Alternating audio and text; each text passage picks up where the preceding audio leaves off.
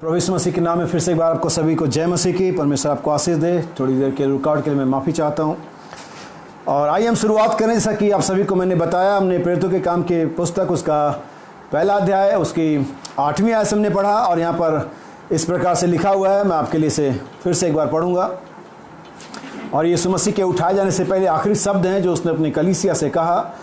और याद रखिए कि ये बात उसने किसी समुदाय से नहीं कही थी, ये बात उसने किसी इजराइलियों से नहीं कही थी, ये बात उसने किसी अविश्वासियों से नहीं कही थी, ये बात उसने सिर्फ अपने उन चेलों से कही थी जो जिसको उसने बुलाया था और जो जिनको जी उठने के बाद यीशु मसीह ने जिनके साथ विजिट किया था, ये बात उनसे कही थी। और इस प्रकार से यहाँ लिखा हुआ है वर्स 6 प्रेरितों के काम पहला अध्याय 6वीं आयत।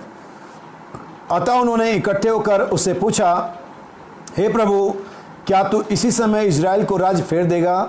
उसने उनसे कहा, उन समयों या कालों को जानना जिनको पिता ने अपने ही अधिकार में रखा है तुम्हारा काम नहीं, परंतु जब पवित्र आत्मा तुम पर आएगा तब तुम सामर्थ पाओगे और यरूशलेम और सारे यहूदिया और सामरिया में और पृथ्वी की छोर तक मेरे गवाह होगे। वर्स 9। यह कहकर वह उनके देखते ही देखते ऊपर उठा लिया गया और बादल ने उसे उनकी आंखों से छिपा लिया। प्रभु की आशीष के वचन पर हो। प्रभु आप सभी को आशीष दे। यीशु मसीह के नाम में फिर से आपको जय मसीह की शालोम कहता हूं मैं। और मैं परमेश्वर का धन्यवाद देता हूं आज की शाम के लिए, फिर से एक साथ आपके साथ जुड़ने के लिए कि परमेश्वर ने फिर से हमें एक साथ जुड़ने के लिए अवसर दिया और यीशु मसीह के अनुग्रह में हम एक साथ जुड़े हुए हैं। इसके लिए मैं परमेश्वर का धन्यवाद देता हूं। और मैं विश्वास करता हूं ना सिर्फ हम आज इस फेसबुक के माध्यम से जुड़े हुए हैं, लेकिन मैं विश्वास करता हूं कि आप सब जो मुझे देख रहे हैं और जिनको मैं देख पा रहा हूं, हम सब सिर्फ इस इंटरनेट कनेक्शन के माध्यम से नहीं जुड़े हुए, लेकिन हम विश्वास में भी, प्रेम में और यीशु मसीह के डील डॉल में भी जुड़े हुए हैं। बाइबल कहती है उसी में हम सब जुड़े हुए हैं।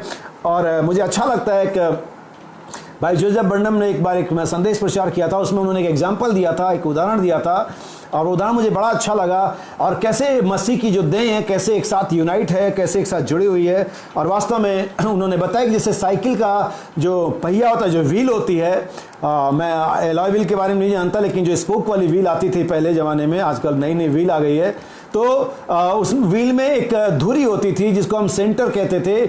और सारी जो तिलियां होती थी, जो स्पोक होते थे, जो व्हील में ऊपर लगे होते थे, वो सब आकर के एक ही धुरी में जुड़े होते थे। वो अलग अलग उनके अगर उनके अलगाव को देखेंगे वो बहुत दूर दूर हैं, लेकिन वो सब उस धुरी में जो साइकिल के मिडिल में बीच में होता था, वो सारी तिलियां, सारे स्पोक उसमें जुड़े होते थे। और उन तिलियों को जोड़ने वाला वो धुरी होता था, वो जो बीच में होता था, जिसे हम धुरी कहते हैं या जो भी, हम उसे इंग्लिश में नहीं जानते क्या कहते हैं। और उसी तरह से आज मसीह की देह है और हम सब, चाहे दूर हो, चाहे पास हो, चाहे कहीं भी हो, चाहे काले और मोटे और पढ़े लिखे, अनपढ़, गंवार, अमीर, गरीब, कोई भी क्यों ना हो, हम सब यीशु मसीह में जुड़े हुए हैं और इस तरह से हम एक हैं। और हम मसीह यीशु के साथ जुड़े हुए हैं और हम विश्वास करते हैं कि अगर हम मसीह के साथ जुड़े रहेंगे तो उसके आने के दिन में उसके जी उठने की समानता में भी जुड़ जाएंगे और वास्तव में हम उठा लिए जाएंगे, ताकि इस पृथ्वी पर आने वाली महान विपत्तियों से हम बच सके। और वास्तव में हम देख रहे हैं जो चीज़ें चल रही हैं, ये तो सिर्फ एक शुरुआत है। आने वाला समय अगर है, थोड़ा जो भी है वो बाकी है, वो और भी बुरा है। लेकिन मैं विश्वास करता हूँ कि दुल्हन किसी बुरे समय का सामना करने नहीं जा रही है। दुल्हन किसी सताव का, किसी आलोचना का, किसी तमाम ऐसी बातों का जो जगन में आने वाली, उनका सामना नहीं करने जा रही है। अगर कोई ये सिखाता है, बहुत सारे कलीसियाएं, मैं बहुत सारे प्रचारकों को सुनता हूँ टेलीविजन पर, फेसबुक पर बहुत सारे छाए हुए हैं और ये बताते हैं दुल्हन को ऐसे जाना है, दुल्हन को वैसे जाना है। याद रखिए, बाइबल प्रकाशित वाक्य 18:4 में कहती है, हे मेरे लोगों, उनमें से निकल आओ। परमेश्वर का एक मकसद है उसमें से आपको निकालने का, और वो मकसद क्या है आगे लिखा हुआ, ताकि उनके अधर्मों के ऊपर जो दंड आने वाला है तुम उसके भागी ना हो। अगर परमेश्वर हम सबको परेशानी में, प्रोसिक्यूशन में, सताव में लेकर के जाएगा तो परमेश्वर ने हमें निकालने का कोई फायदा नहीं है। लेकिन परमेश्वर ने हमें निकाला इसीलिए दुनिया से, पाप से, गंदगी से, तमाम बातों से जो संसार में होती हैं, ताकि हमें उस सताव से, उस परेशानी से, उन महामारियों से, उस 3rd वर्ल्ड वॉर से और तमाम उन सताव से हमें बचा सके। इसीलिए परमेश्वर हमें निकाला है। और मैं विश्वास करता हूँ अगर उसने हमें निकाला है वो हमें ले करके जाएगा। मैं यकीन करता हूँ आज परमेश्वर आप सभी को अपने वचन के द्वारा आशीष देगा। हम सब बातचीत करेंगे एक दूसरे के साथ। मैं विश्वास करता हूँ कि आज शाम हमारे लिए एक ऐसा समय होगा जब हम परमेश्वर का धन्यवाद कर सकेंगे और कह सकेंगे प्रभु आपका धन्यवाद हो, आपने मुझसे बातचीत करी। सो आज इस शाम को मैं शीर्षक को लेना चाहूँगा, जैसा कि हमने प्रेरितों के काम 1 उसके 8वें अध्याय में पढ़ा, जब पवित्र आत्मा तुम पर आएगा तब तुम सामर्थ पाओगे। तो मैं इसको ऐसे कहूँगा कि गवाही के लिए एक सामर्थ, गवाही के लिए एक सामर्थ। लेकिन इस बात को, इस शीर्षक को मैं आधे समय ही प्रचार करूँगा। गवाही के लिए सामर्थ ये मेरे संदेश के आधे समय का हिस्सा होगा, लेकिन आधे समय के बाद इसी शीर्षक को मैं रिवर्स कर दूंगा, इसको पलट दूंगा इसके शब्दों को। अब आप कहेंगे भाई समझ नहीं आ रही क्या कह रहे हैं। समझिए, मेरा शीर्षक होगा आधे समय के लिए गवाही के लिए सामर्थ, लेकिन आधे समय के बाद मेरे ये शीर्षक पलट जाएगा, इसके शब्दों को हम आगे पीछे कर देंगे और ये हो जाएगा सामर्थ की गवाही। हालेलुया। पहले ये चलेगा गवाही के लिए सामर्थ और फिर आगे बढ़ेगा ये संदेश सामर्थ की गवाही, क्योंकि एक दूसरे के साथ ये जुड़ा हुआ है। याद रखिए मेरे भाई और बहन, जब परमेश्वर हमें बुलाता है, यहाँ पर प्रेरितों काम 1 अध्याय उसकी पहली 6, 7 और 8 है। यहाँ पर यीशु मसीह अगर पीछे जाकर के पढ़ेंगे, यीशु मसीह जी उठता है, यीशु मसीह उनसे बातचीत करता है, यीशु मसीह दिखाई देता है वगैरह वगैरह। और तब चेले इस बात को समझ जाते हैं कि कोई और नहीं, ये मसीहा है जो इजराइल में आने वाला था। चेले समझ जाते कोई और नहीं, ये परमेश्वर है जो देहधारी हुआ है। चेले समझ जाते कोई और नहीं, ये इजराइल का छुटकारा देने वाला मसीहा है। और तब जब यीशु मसीह जी उठता है तब वो जान जाते हैं कि ये सच में ये वही यहोवा परमेश्वर था जो पुराने नियम में पिता के रूप में, पिलर ऑफ फायर के रूप में और तमाम ऐसे नामों और सामर्थ्यों के रूप में चलता था। वही यहोवा परमेश्वर यीशु मसीह के रूप में जमीन पर आया था और वही मरे में से जी उठा है। और यही वो एक है जो इजराइल का छुटकारा देने वाला, the great mighty one of Israel. ये इजराइल का महान परमेश्वर, महान सामर्थ्य परमेश्वर वही था, ये जान गए थे। और इसलिए उन्होंने पूछा, क्या तू इजराइल को राज्य फेर देगा? मैं आपके लिए इसे पढ़ूंगा, 6ठी आयत। अतः उन्होंने इकट्ठे होकर उससे पूछा, हे प्रभु, क्या तू इसी समय इजराइल को राज्य फेर देगा?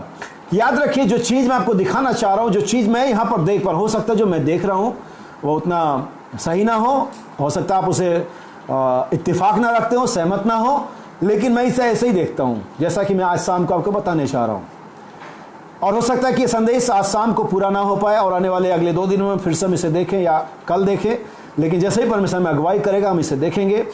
और जैसे मैं इसे देखता हूं, परमेश्वर यीशु मसीह जी उठा है, चेलों पर प्रकट हो गया, चेलों से पहचान गए हैं और चेले इस बात में कंफर्म हो चुके हैं कि कोई और नहीं है, ये इजराइल का यहोवा परमेश्वर है जो देह में आया था, कि वही मसीहा था। इसके बारे में भविष्यवाणी की गई थी। ये यशायाह 9:6 के अनुसार स्त्री का पुत्र था। ये यशायाह के किताब के अनुसार ये इम्मानुएल था। ये व्यवस्था विवरण 18 के हिसाब से मूसा के कहने के अनुसार ये महान भविष्यवक्ता था। ये मलाकी 4 के अनुसार था। ये वही था जिसके बारे में पुराने दिनों में नबियों ने कहा था। ये वही था इसके बारे में बागी अदन में कहा गया था, स्त्री का वंश आएगा। वे जान गए थे ये कोई और नहीं था, ये स्वयं मसीहा था, परमेश्वर यहोवा था जो देह में आया था। जब ये जी उठा, इनके बीच में आया, ये कंफर्म हो गए। और तब ये क्या कहने लगे? जब ये जान गए कि वही परमेश्वर, तब पूछते हैं, क्या तू इजराइल को इसी समय राज्य फेर देगा? ये इजराइल की चिंता में चले गए, इजराइल की टेंशन में, समय और कालों को जानने के तजुर्बे में चले गए, क्योंकि उन्होंने देखा ये वही परमेश्वर है। लेकिन याद रखिए, यीशु मसीह ने इन चेलों को इस बात के लिए नहीं बुलाया था कि इजराइल को राज्य कब फेरा जाएगा। यीशु मसीह ने चेलों को इस बात के लिए नहीं बुलाया था कि समय और कालों का भेद बताए। यीशु मसीह ने इन चेलों को इसलिए नहीं बुलाया था कि वो तमाम भेदों को समझें और इजराइल के परमेश्वर को समझें, या इजराइल को कब छुटकारा मिलेगा समझें, भेदों को और कालों को समझें, कैलेंडर को समझें और तमाम तरह के प्रकाशनों को समझें। इसके लिए नहीं बुलाया गया था। इसलिए जब उन्होंने पूछा, क्या तो इसी समय इजराइल को राज्य फेर देगा, उसने अर्थात यीशु ने उनसे कहा, उन समयों या कालों को जानना जिनको पिता ने अपने ही अधिकार में रखा है, तुम्हारा काम नहीं है। दूसरे शब्दों में ध्यान से सुना मेरे भाई बहन, दूसरे शब्दों में कि आज चेलों का उस समय जिनको यीशु ने बुलाया था, जो नए नियम से संबंधित है, जो जेंटाइल चर्च है, जो यीशु मसीह के सेवकाई के अंदर बुलाए गए थे, उनका काम इजराइल के सिस्टम को जानना नहीं है, उनका काम इजराइल के कालक्रम को जानना नहीं है, उनका काम इजराइल के रेस्टोरेशन को जानना नहीं है। उनका काम क्या है, ये आज हम देखेंगे। क्यों यीशु मसीह ने उनको बुलाया है?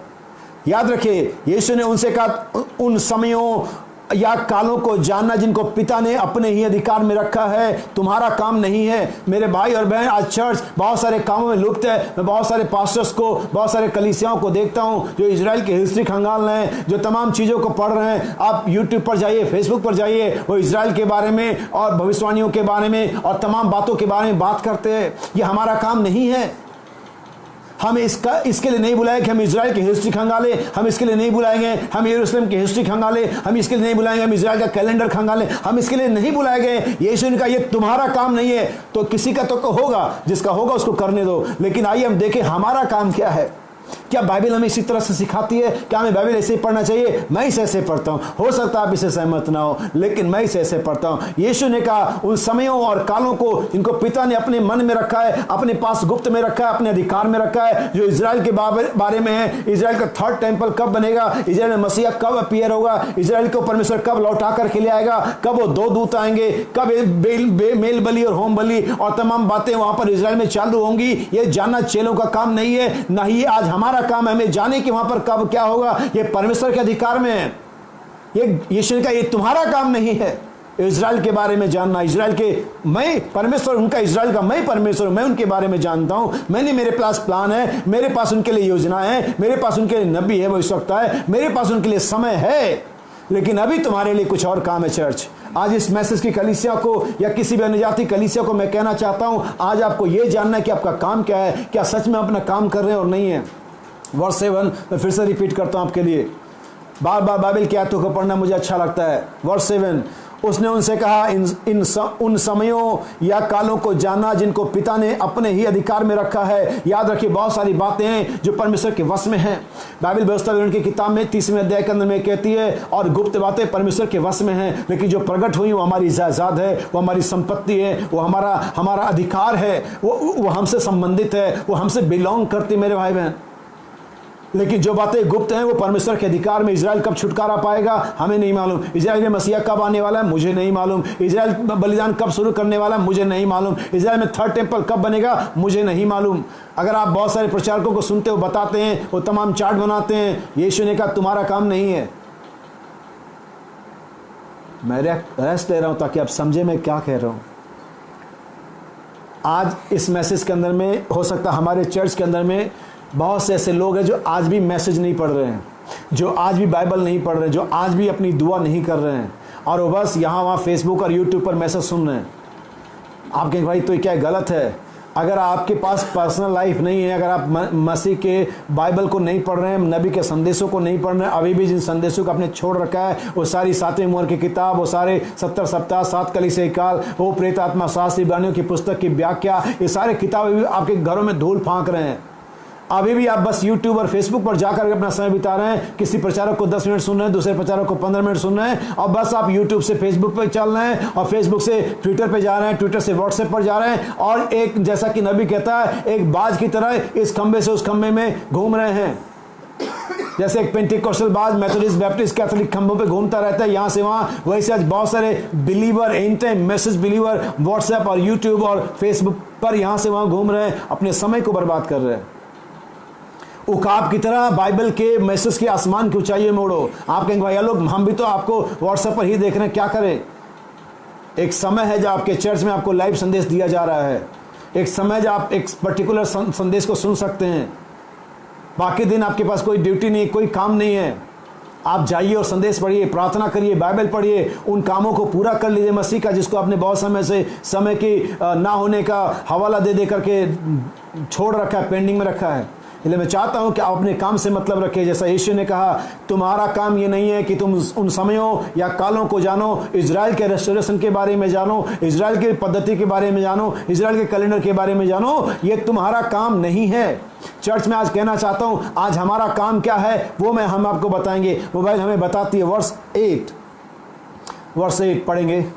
You shall receive power. But you shall receive power, मे भी नहीं, परहैप्स, शायद आप पवित्र आत्मा पाएंगे। यीशु ने ऐसा नहीं कहा कि हो सकता है तुम जब कभी तुम पवित्र आत्मा पाओ, हो सकता है कि तुम पवित्र आत्मा पाओ। नो मेरे भाई बहन, यीशु ने कहा you shall receive, you shall, तुम निश्चय पवित्र आत्मा पाओगे। यू शैल रिसीव, क्योंकि इसका देने का वादा है। यीशु मसीह ने बात अपनी बड़ाई मारने के लिए, अपने आप को महान बनाने के लिए मात्र नहीं कही थी। अगर आप पीछे जाएंगे और इस प्रेरितों के काम से पीछे जाएंगे और लूका के अंदर में जाएंगे, यीशु ने कहा था ठहरे रहना, मैं मेरे पिता की प्रतिज्ञा को उतारूंगा। यीशु मसीह कोई आपसे झूठा वादा नहीं कर रहा था। यीशु मसीह कोई आपको बरगला नहीं देता। यीशु मसीह कोई आपको लालच नहीं देता, बल्कि इसका वायदा है कि आप और मैं पवित्र आत्मा पाएंगे। यू शैल रिसीव, आप जरूर पाएंगे। अगर आपसे कोई कहता है, आपका पास्टर, आपका चर्च, आपकी पत्नी, आपका पति, कोई भी आपसे कहता है पवित्र आत्मा नहीं पा सकते क्योंकि आप ऐसे हैं, आप उसको बोलो मेरे सामने सर जाओ, तुम झूठे हो। यीशु ने कहता यू शैल रिसीव, आप जरूर पाओगे। क्यों पाओगे, कैसे पाओगे? क्योंकि आप बेहतर हो? नहीं, बेहतर लोग पवित्र आत्मा नहीं पाते हैं, ना ही बेहतर लोगों को पवित्र आत्मा दिया जाएगा। मुझे बता, अगर वो बेहतर है तो उनको पवित्र आत्मा दिया ही क्यों जाए? लेकिन वे पवित्र आत्मा पाएंगे जो इसके लिए लायक नहीं है। हालेलुया, याद रखिए इस चीज को, you shall receive, But you shall receive power. हाँ, After that the Holy Ghost is come upon you. यहां पर दो बातें हैं, इनको ध्यान रखना मेरे भाई बहनों, पवित्र आत्मा और सामर्थ्य। बहुत सारी बार हम बाइबल को बहुत कॉम्प्लिकेटेड बना देते, कंफ्यूज कर देते कि पवित्र आत्मा सामर्थ्य, सामर्थ्य पवित्र आत्मा नहीं। इस आयत को ध्यान से सुनिए, फिर मैं आपके लिए डिस्क्राइब करूंगा कि मामला है क्या। वर्स 8 फिर से, But you shall receive power. After that the Holy Ghost is come. You shall receive power. After that, फिर से, After that the Holy Ghost is come upon you. जब पवित्र आत्मा तुम पर आएगा तब तुम सामर्थ्य पाओगे। ये पवित्र आत्मा की सामर्थ्य है। अब यहां पर जो काम है जेंटाइल चर्च का, अन्य जाति कलीसिया का, मेरा और आपका, वो काम है पवित्र आत्मा पाना। फिर से एक बार इसे कंप्लीट करते हैं। After that the Holy Ghost is come upon you, and you shall be witnesses unto me both in Jerusalem and all Judah and in Samaria and unto the uttermost part of the earth. देखिए यीशु मसीह ने क्या कहा, परंतु जब पवित्र आत्मा तुम पर आएगा तब तुम सामर्थ पाओगे। और ये सामर्थ्य तुम्हें कालक्रम जानने के लिए नहीं मिलेगा, ये सामर्थ्य तुम्हें इजराइल के चार्ट बनाने के बारे में नहीं मिलेगा। अब मुझे गलत नहीं समझना, मैं क्या कहना चाह रहा हूँ। भाई बहन ने चार्ट बनाए हैं, बहुत सारे प्रचारक आज बनाते हैं, मैं उनके खिलाफ नहीं हूं, मैं नहीं कहता वो गलत कर रहे हैं, मुझे नहीं मालूम वो क्या कर रहे हैं सही और गलत, मुझे उनका हिसाब नहीं मालूम, मुझे सिर्फ मेरा हिसाब मालूम है। और मुझे ये मालूम है कि मैं बाइबल को कैसे पढ़ता हूं और हमारे नबी ने कैसे इसे समझाया है। मैं आपके बस ध्यान को वहां से हटाना चाहता हूं जहां हमने ध्यान लगा दिया है और वहां लाना चाहता हूं जहां में होना चाहिए। फिर से पढ़ता हूं, और पवित्र आत्मा जब तुम पर आएगा तब तुम सामर्थ पाओगे और यरूशलेम और सारे यहूदिया और सामरिया और पृथ्वी के छोर तक मेरे गवाह ठहरोगे। अब यहां पर आपका काम है पवित्र आत्मा पाने के बाद, और वो काम है गवाही देना।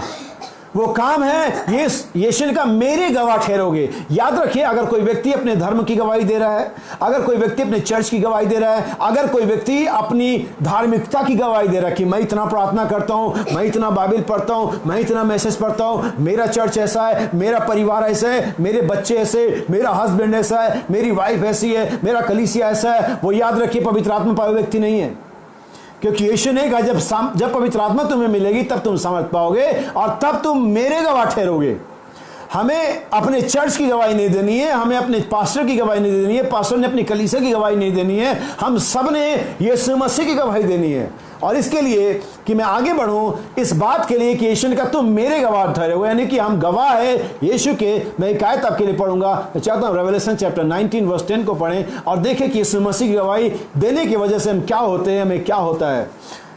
यीशु ने कहा तुम मेरे गवाह ठहरोगे। हम यीशु मसीह के गवाह हैं और यीशु मसीह की गवाही देने की वजह से हमारे साथ कुछ और प्लस पॉइंट जुड़ जाते हैं, हमारे साथ कुछ और अच्छी बातें जुड़ जाती हैं, और वो अच्छी बातें आपको मिलेंगी रेवलेशन चैप्टर 19 वर्स 10, प्रकाशित वाक्य 19:10।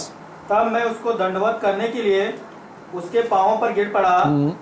उसने मुझसे कहा, देख ऐसा मत कर, मैं तेरा और तेरे भाइयों का संगीदास हूँ जो यीशु की गवाही देने पर स्थिर है। हाँ, परमेश्वर ही को दंडवत कर, क्योंकि यीशु की गवाही भविष्यवाणी की आत्मा है। हालेलुया। अब यहाँ पर जॉन द रेवलेटर जिसे हम कहते हैं, जिसको हम कहते हैं यूहन्ना प्रकाशित वाक्य वाला, ये व्यक्ति यीशु मसीह की गवाही पर स्थिर है। और जब इसने ऐसा किया तब उसने, उस दूत ने उसे उठाया और उसे कहा मुझे दंडवत मत कर। और बाइबल आखिरी में इसके आयत में कहती है और यीशु मसीह की गवाही भविष्यवाणी की आत्मा है। जब यीशु मसीह की गवाही देते हैं आप अनफॉर्चुनेटली और अनजाने में ही आप यीशु मसीह की गवाही देने के दौरान आप भविष्यवाणी कर रहे होते हैं। हालेलुया। यीशु मसीह की गवाही भविष्यवाणी की आत्मा है। आप जब गवाही देते हैं तो आप जान लीजिए कि आप कुछ और नहीं कर रहे हैं, आप भविष्यवाणी कर रहे हैं। किसकी? यीशु मसीह के दूसरे आगमन की। क्योंकि यीशु मसीह उन सबके लिए आ रहा है जो आज यीशु मसीह की गवाही दे रहे हैं। यीशु मसीह उस किसी व्यक्ति के लिए नहीं आ रहा है जो चर्च की गवाही दे रहे हैं, जो अपने धर्म की गवाही दे रहे हैं, जो अपने सिद्धांत की गवाही दे रहे हैं, जो अपने खूबियों की गवाही दे रहे हैं, जो अपने सामर्थ्य की गवाही दे रहे हैं। लेकिन यीशु मसीह उनके लिए आ रहा है जो यीशु मसीह की गवाही दे रहे हैं। क्योंकि यहां पर यूहन्ना कहता है उसकी गवाही देने पर क्या हूं। आइए हम इसे इंग्लिश से पढ़ें, verse 10। And I fell at his feet to worship him. और यूहन्ना इतना उस दूत के आगे अचंभित हो गया कि उसके पांव पर दंडवत करने के लिए, आराधना करने गिर गया। And he said unto me, और उसने, उस दूत ने मुझसे कहा, See thou do it not. I am thy fellow servant and of the brethren that have the testimony of Jesus. याद रखिए वो दूत खुद यीशु मसीह की गवाही दे रहा है, स्थिर है उस पर। और आगे कहता है Worship God for the testimony of Jesus. सिर्फ और सिर्फ परमेश्वर की आराधना करनी है हमने। किसी चर्च, किसी समुदाय, किसी पास्टर, किसी ह्यूमिलिटी, फेक ह्यूमिलिटी, नम्रता की भी हमें आराधना नहीं करनी। थिमुथियुस की पत्री में साफ साफ बताती है झूठी नम्रता की गवाही या आराधना मत करो, सरदूतों की आराधना भी मत करो। सिर्फ और सिर्फ और सिर्फ परमेश्वर की आराधना करनी है हमने। और बाइबल कहती है testimony of Jesus Christ is the spirit of prophecy. यीशु मसीह की जो गवाही है वो पवित्र भविष्यवाणी की आत्मा है। सो आइए हम फिर से वापस आए प्रेरितों के काम एक अध्याय के अंदर में और इसकी 8वीं आयत को देखें। और यीशु ने कहा जब पवित्र आत्मा तुम पर आएगा तब तुम सामर्थ पाओगे, और जब सामर्थ पाओगे तो तुम पृथ्वी के छोर तक, यहूदिया, समरिया, पृथ्वी के छोर तक, अंतिम छोर तक मेरे गवाह ठहरोगे। हकीकत यह मेरे भाई बहन कि आज कलीसिया ने हर एक काम किया है सिवाय कि यीशु मसीह की गवाही देती। हमें इसके लिए मैं आगे बढ़ूं, मैं नहीं चाहता कि संदेश को मैं बहुत ज़्यादा इधर उधर फंसा दूं। मैं सिर्फ गवाही पर इससे रहना चाहता हूं और मैं आपके लिए कुछ आयतें पढ़ूंगा और उसके बाद आप जानेंगे कि गवाही का मतलब क्या होता है। याद रखिए बाइबल 2 तरह की गवाही की बात करती है। एक तो हम जो दुनियावी गवाही है, स्वाभाविक गवाही है, उसके बाद एक आत्मिक गवाही है, और वो आत्मिक गवाही हम जो नहीं देखते हैं उसकी बात करते हैं। याद रखिए अब कोई भी व्यक्ति सिर्फ उस बात की गवाही दे सकता है जो उसने देखा है। आप ऐसी कोई गवाही नहीं दे सकते जो आपने देखा नहीं है।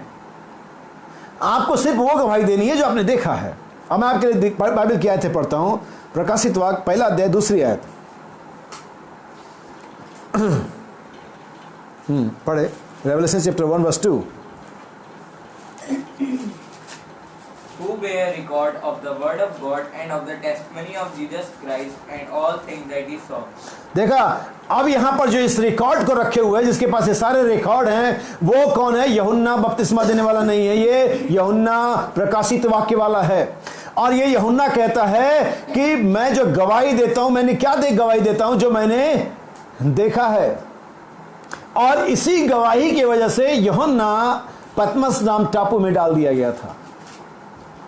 जो उसने देखा उसने उसकी गवाही दी। मैं बहुत सारी बातें आपको बताऊंगा और परमेश्वर बस मेरी सहायता करे कि मैं बाइबल के जो वचन है जिनको मैंने नोट किया हुआ है उसे मैं एक क्रम में, एक सीक्वेंस में रख सकूं। और इसीलिए प्रकाशित वाक्य के बारे में बात कर रहा हूं। और इस सारे जो लगभग बहुत सारे रेफरेंस जो प्रकाशित वाक्य के अंदर में है, मैं चाहता हूं भाई खुशहाल आप इसे पढ़े फिर से 1-2 प्रकाशित वाक्य।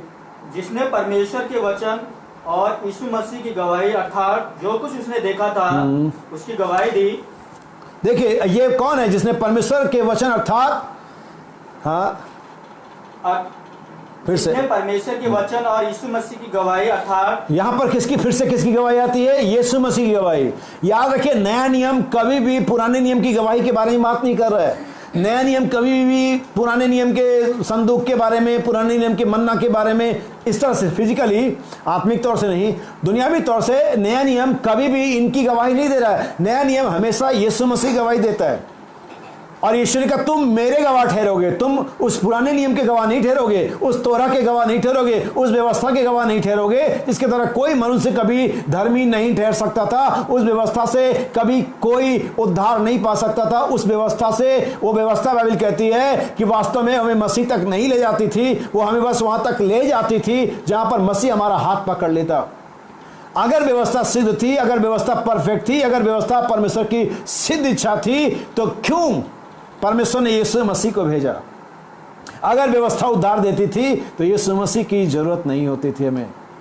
लेकिन चूंकि व्यवस्था ऐसा नहीं कर सकती थी, इसके लिए परमेश्वर ने बाइबल कहती व्यवस्था और भविष्यवक्ता और मूसा अनुग्रह, व्यवस्था वगैरह मूसा से आई और अनुग्रह और सच्चाई यीशु मसीह के द्वारा आई। नया नियम हमेशा यीशु मसीह की गवाही के बारे में बात करता है। मैं अब आपको लेकर के चलता बाइबल के अंदर में, यहां पर हमने गवाहियों के बारे में 1-2 आयत पढ़ी, अभी हम आगे भी पढ़ेंगे। बाइबल के अंदर में 10 आज्ञाओं में एक आज्ञा है और 9वीं आज्ञा क्या है? तो झूठी गवाही ना देना। इससे पहले कि मैं सच्ची के बारे में बात करूं, इससे पहले कि मैं इन गवाहियों के स्पिरिचुअल मीनिंग के बारे में बात करूं, आपको थोड़ा फिजिकल मीनिंग दिखाता हूं, फिजिकल चीजें दिखाता हूं। याद रखिए, पहली जो चीज है कि गवाही जो देना होता है, वो अगर आप झूठी गवाही दे रहे हैं, ये बड़ा लाभदायक होता है। झूठी गवाही बड़ी लाभदायक होती है।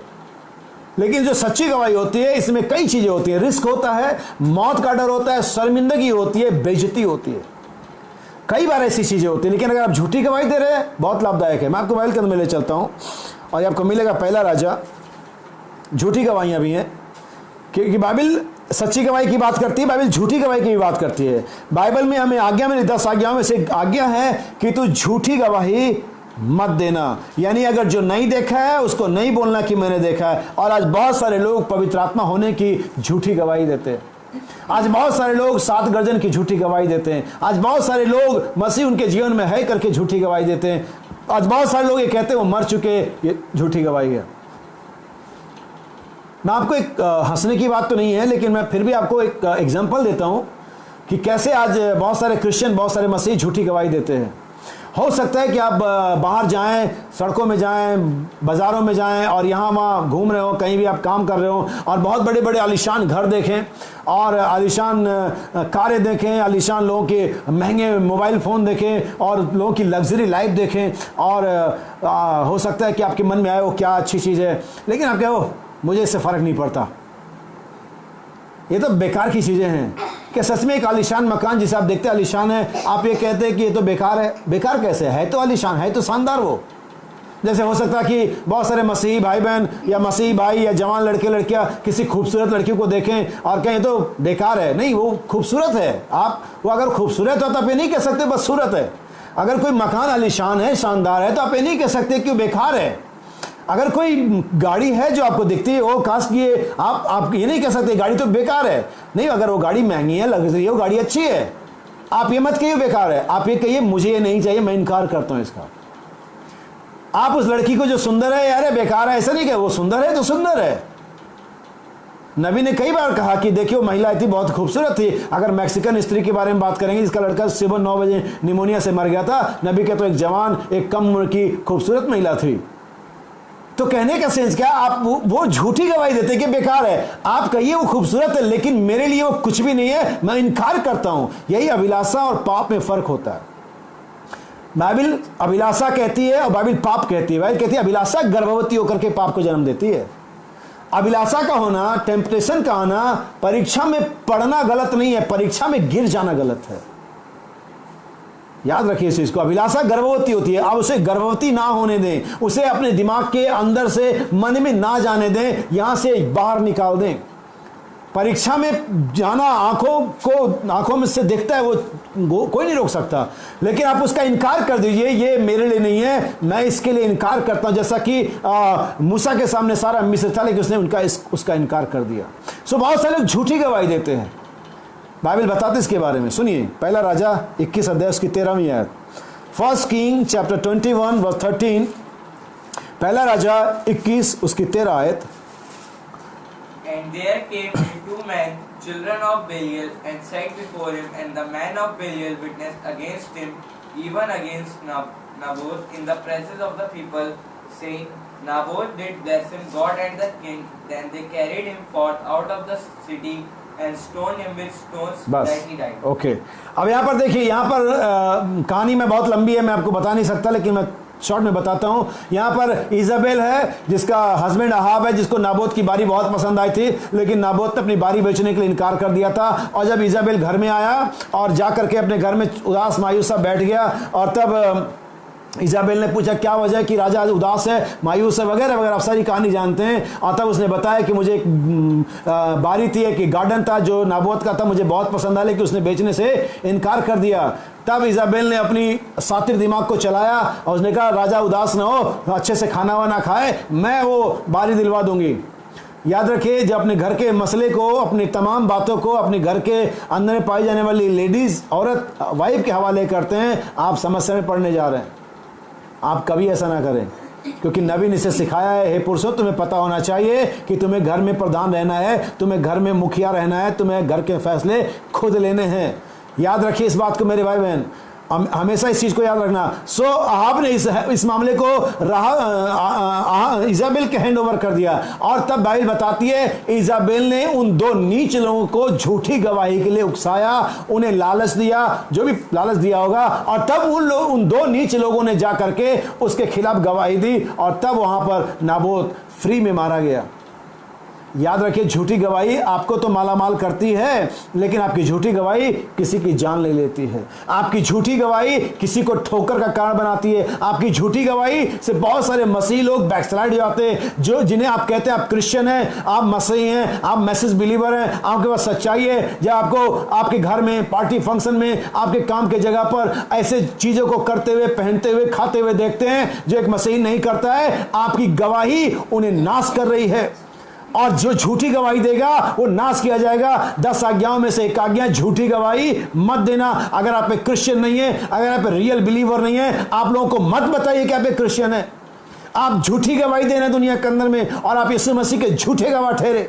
चाहे आप जवान लड़के लड़कियां हो, चाहे हमारे स्त्री पुरुष हो, हस्बैंड और वाइफ हो, और वो बाहर आकर के, चर्च में आकर के बड़े धार्मिक, बड़े नम्र बन जाते हैं और कहते हैं हम तो क्रिश्चियन हैं, हम तो मसीही हैं, और जाकर के अपने घरों में, अपने पड़ोस में तांडव मचाते हैं, अपने लोगों को शर्मिंदा करते हैं। वो झूठी गवाही देते हैं, वे फॉल्स विटनेस हैं, और इसका वजह उनके पास पवित्र आत्मा नहीं है।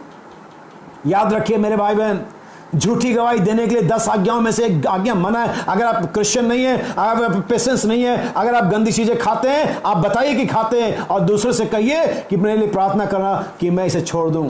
लेकिन झूठी गवाही मत दीजिए कि मैं नहीं खाता, मैं नहीं बोलता, मैं ऐसा नहीं हूं। आज हमारे चर्च के और बहुत सारे मैसेज बिलीवर दूसरे चर्चेज में झूठी गवाही रखते हैं लोगों के सामने, और तब लोग कहते हैं ये तो अपने आप को बिलीवर कहता है और है ऐसा। झूठी गवाही मत देना। सो ये दो नीच लोगों ने झूठी गवाही दी, किसके उभारने पर? कलीसिया के उभारने पर, इजाबेल के उभारने पर, एक मूर्ति पूजक के उभारने पर झूठी गवाही दी, और एक निर्दोष व्यक्ति मारा गया। आज ऐसे ही हमारे चर्च के और बहुत सारे क्रिश्चियन जो अपने आप को मेथोडिस्ट, बैप्टिस्ट, कैथोलिक या कोई भी कहीं हमारे चर्च के या किसी मैसेज के चर्च के, अपनी झूठी गवाही की वजह से बहुत सारे इनोसेंट मसीहों को मारते हैं। और जब वो हमारे चर्च के लोगों को या किसी भी चर्च के भाई बहन को ऐसा जीवन जीते देखते जो सही नहीं है, ये गवाही उनको मार देती है। जो लोग आना भी चाह रहे होते हैं वो आने से बच जाते, रुक जाते, नहीं जाना नहीं है। यहां तो ऐसे ही है, आपकी झूठी गवाही लोगों को नाश कर रही है, जैसा उन दो नीच लोगों की गवाही ने उस नाबोत को जो निर्दोष था नाश कर दिया। झूठी गवाही ना दें, सच्ची गवाही दें, क्योंकि एक दिन परमेश्वर आपकी गवाहियों के बारे में आपसे हिसाब मांगेगा कि आपने क्या गवाही दी है। सो याद रखिए, बाइबल कहती है उन समयों और कालों को जानना तुम्हारा काम नहीं है। चर्च, मैसेज बिलीवर, नए जेंटाइल चर्च, आपका काम इजराइल के बारे में जानना नहीं कि इजराइल कब छुटकारा पाने वाला है। आपका काम आपके बारे में जानना कि आप कब छुटकारा पाने वाले हैं, आप कब चंगाई पाने वाले हैं, आप कैसे रैप्चर में जाने वाले हैं। आपने क्या यीशु मसीह की गवाही दी? यीशु ने ये उसके आखिरी शब्द थे, मरने से पहले नहीं, स्वर्ग में जाने से पहले उसके आखिरी शब्द थे उस कलीसिया से जो बहुत ही जल्दी दृश्य में आने वाली थी, जिसको परमेश्वर बहुत जल्दी उठा के खड़ा करने वाला था। ये आखिरी शब्द थे। उन समय और कालों को जानना जिन्हें परमेश्वर ने अपने अधिकार में रखा है। तुम्हारा काम नहीं है, लेकिन तुम्हारा काम है। मैं तुम्हें तुम्हारा काम बताता हूं, मैं तुम्हें काम दे करके जाता हूं, मैं तुम्हें कमीशन देता हूं, ना सिर्फ बपतिस्मा देना, ना सिर्फ आज्ञा मानना सिखाना, बल्कि मेरी गवाही भी देना। हालेलुया, गवाही। लेकिन याद रखिए, इससे पहले मैं सच्ची गवाही के बारे में आऊं, मैं झूठी गवाही के बारे में बात करूंगा, क्योंकि हमारा नबी हमेशा बताता है सिक्के के दो पहलू होते हैं। अगर रात ना होती हम दिन ना जान सकते, अगर मौत ना होती तो हम जीवन ना जान सकते होते, अगर बीमारी ना होती हम चंगाई ना जान सकते होते। यही वजह है कि बहुत सारा झूठ है दुनिया के अंदर में, यही वजह का हम सच्चाई को जानते हैं। आप जानते हैं हमारी बहुत सारी बहनें अपने बाल को लंबा करती हैं और बहुत सारे दुनिया के औरतों के और तमाम लोगों को देखती हैं उनके औरतों के बाल कटते कटते चले जा रहे हैं। शैतान हर तरह से दुनिया में लोगों के स्त्रियों के बाल काटते जा रहा है। आप जानते हैं ऐसा क्यों हो रहा है? ताकि आप प्रकट हो सके। दुनिया आप जानती क्यों बिगड़ रहा है? ताकि आप प्रकट हो सके। कोई चीज जितना ज्यादा एक पहलू जितना ज्यादा नीचे जाएगा, दूसरा पहलू उतना ज्यादा क्लियर होता चला जाएगा। अगर दुनिया जितना ज्यादा पाप में, गंदगी में, बीमारी में, व्यभिचार में गिरती चली जाएगी, कलीसिया का सिरता उतना ज्यादा बढ़ता चला जाएगा। इस बात को हमेशा याद रखना। स्वयं दूसरी गवाही के बारे में बात करें और ये आपको मिलेगा मत्ती 28 उसकी 12वीं आयत से। Gospel of Matthew chapter 28 verse 12।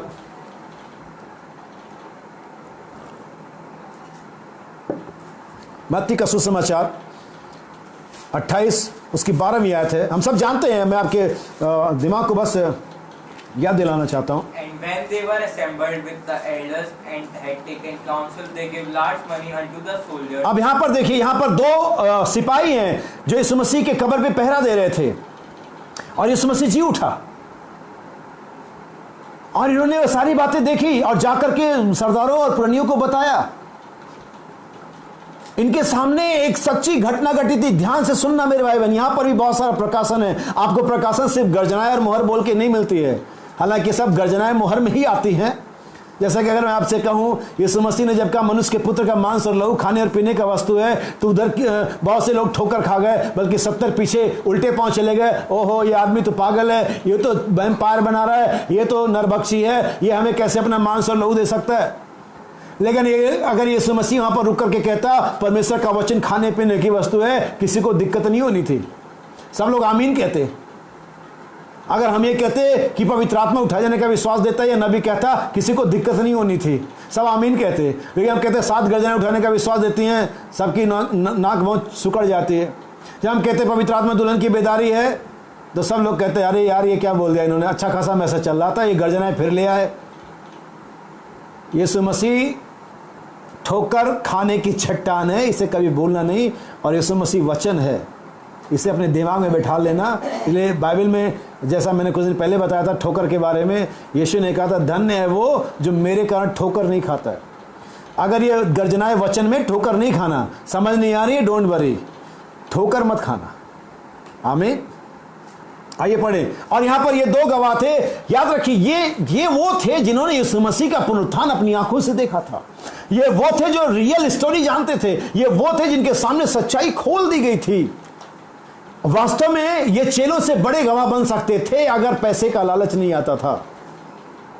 और आज बहुत सारे ऐसे बिलीवर है, क्रिश्चियन है, जिनके सामने बहुत बड़ी बड़ी गवाहियां हैं, जो सच में जिनके सामने परमेश्वर ने हर एक बात को खोल करके रखा हुआ है, लेकिन बहुत सारी परेशानी, समस्याएं, लालच और तमाम चीजें उनको दबा देती है। और वो गवाही जो उनके प्राणों के अंदर में, जो जानते हैं रियलिटी ये है, फिर भी वो बोलने से कतराते हैं। शायद उनके चर्च का मेंबर भाग जाएगा, शायद उनका पास्टरशिप छिन जाएगा, शायद उनको लोग हटा देंगे, शायद उनको लोग गलत समझेंगे, जबकि वो जानते हैं कि संदेश की सच्चाई तो यही है। लेकिन तो भी इसकी गवाही देने से वो डरते हैं या वो लालच के अंदर में है, जैसा कि ये 2 पहरेदार थे। आइए मैं इसके लिए मैं इसको पढ़ते हैं। भाई खुशहाल आप इसे पढ़ें। 12।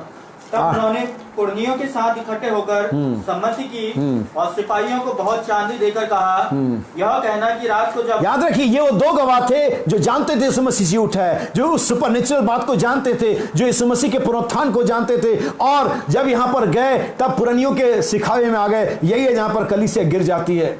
यहीं पर जब बिलीवर गिर जाते हैं, अच्छा वो फलाना भाई जिसके चर्च में 800 लोग हैं, वो फलाना भाई जिसके विदेश तक में जो इंटरनेशनल प्रचारक कहलाता है, वो फलाना भाई जिसको हिब्रू भी आती है, वो गलत होगा।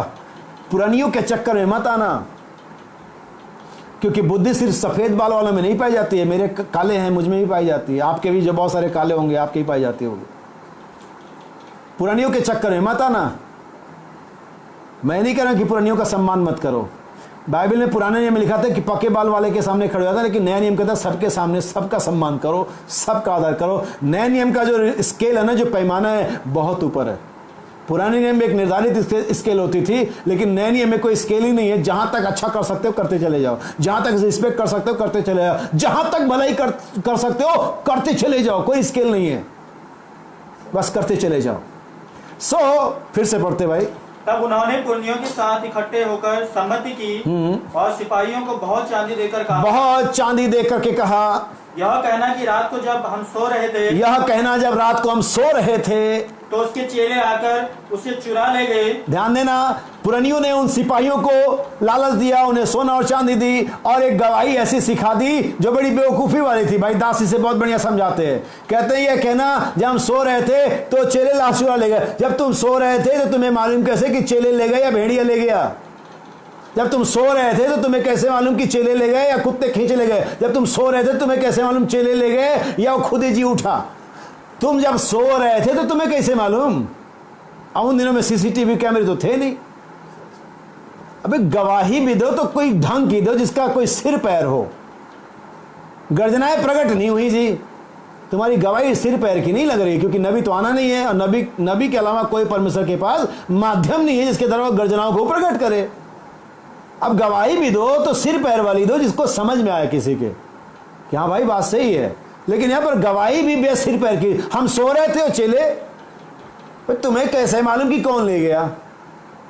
तुम तो सो रहे थे, तुमने बाइबल पढ़ी नहीं, तुमने मैसेज सारे पढ़े नहीं, तुम्हें नहीं मालूम कि ये हो गया वो हो गया, पता नहीं क्या। खैर छोड़ो, ये लालच ने इस गवाही को क्या कर दिया? दबा दिया।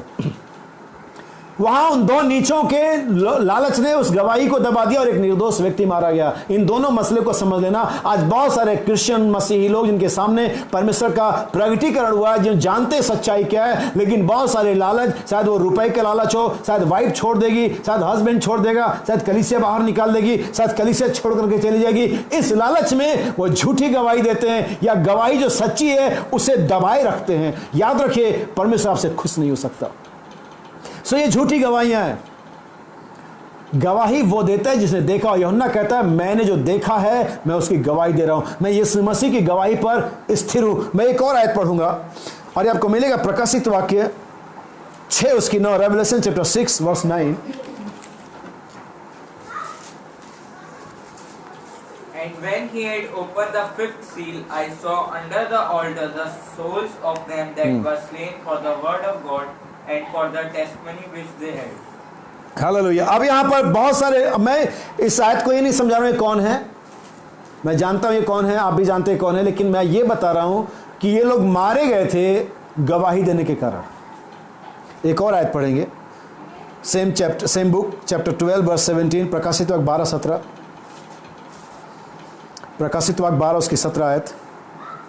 तब अजगर स्त्री पर क्रोधित हुआ और उसकी शेष संतान से जो परमेश्वर की आज्ञाओं को मानते और यीशु की गवाही देने पर स्थिर हैं, लड़ने को गया। याद रखिए, वहां पर लोग मारे गए किसके कारण?